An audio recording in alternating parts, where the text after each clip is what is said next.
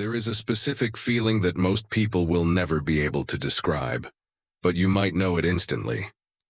It's the feeling of standing in the middle of your own life and somehow still feeling like you're watching it through glass. Like a passenger in a moving car that you're supposed to be driving. Like everyone else got a manual on how to just be here, and yours never arrived. Psychologists have a name for this experience. It's called depersonalization. But here's what they rarely tell you. It isn't always a disorder.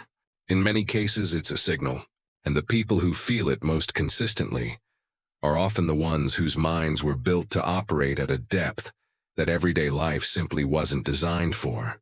This isn't a glitch. It might actually be a very specific kind of wiring. Research in cognitive neuroscience shows that some individuals have a heightened default mode network, the part of the brain responsible for self-reflection, introspection, and internal narrative. In most people, this network quiets down during social situations, allowing them to simply be present. But in others, it stays running. It keeps observing, analyzing, and narrating, even when the moment calls for nothing more than just existing. The result is a mind that is always one layer removed from the experience itself. There's also a deep connection to early emotional experience. Studies on childhood emotional environments consistently show that children who grew up in unpredictable or emotionally unsafe homes learn to observe before they learn to participate. Watching the room for signals, reading people before speaking, calculating the emotional temperature before stepping in, these were survival tools, not choices. And the mind that learned to survive by watching from a distance doesn't simply switch that off.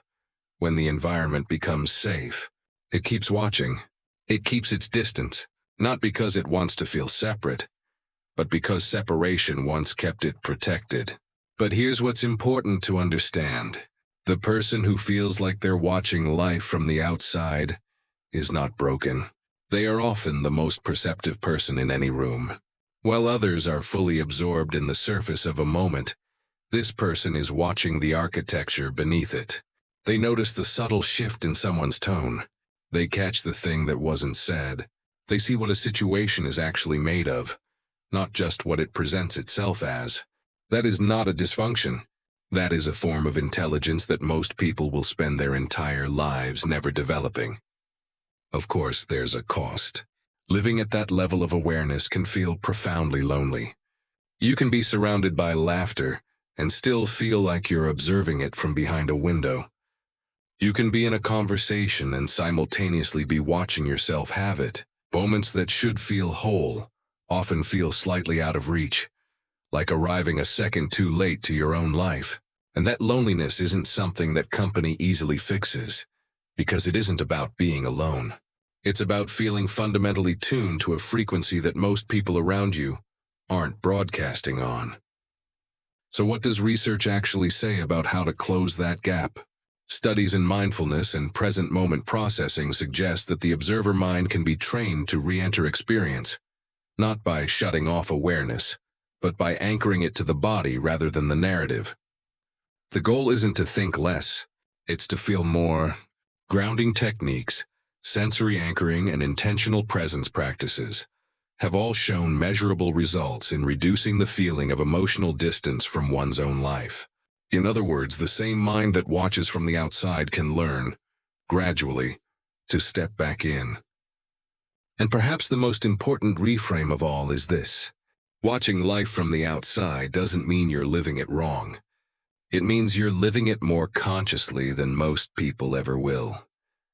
The world is full of people who are fully inside their lives but completely unaware of them, moving through moments without ever really meeting them. The person who observes isn't missing out on life. They are the one most likely to understand it.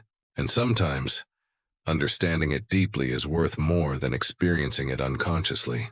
If this felt less like a psychology video and more like someone finally putting words to something you've carried for a long time, that's not a coincidence. These patterns are real, they are documented, and they are far more common than the world makes space for.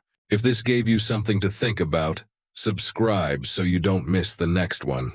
And if someone in your life needs to hear this today, send it to them. Sometimes the most important thing isn't explanation. It's